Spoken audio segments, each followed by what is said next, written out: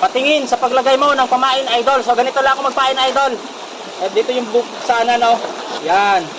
Ganyan. Yan, oh.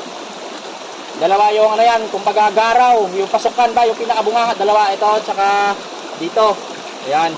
Tapos dito yung pinaka binubuksan niya. Dito lalagay yung pain, tsaka dito mo rin tatanggalin yung laman kung may huli. So ganito ako magpain. Ito kasi kinudkod ng nyog, tsaka yung bugok pinaghalo ko, kaya nilagay ko sa screen para hindi siya magkalat dito sa loob, kaya hindi maglabasan dito sa mga butas-butas. Kasi may butas-butas yan mga katuldok, para yung tubig labas-pasok dyan. Nilalagay ko sa screen bago ko ilagay dito. Pero pwede naman yung ganito lang. Ganito. Mga nyog. Yan o. Yan. Hanap ko ng nyog. Tsaka ilagay mo na dito sa loob. Kahit hindi mo nalagay sa screen kapag ka malalaki. Kasi yung isa nilagay ko sa screen kasi kinudkod. Ganyan lang. Yan. Nilalagay ko lang yan dyan. Tapos ito lang din pagsara. Ganyan lang yan. Ganyan lang ako mag-lock mga katuldok. Ilalak ko lang dito.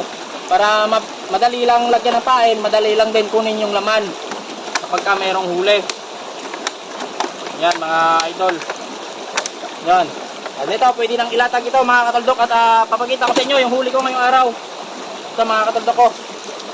Yan. Ito mga katuldok, huli ko ngayong araw. Tsaka ito yung mga trap ko. Baybayan. Yan o. Yan. Yan yung mga trap ko.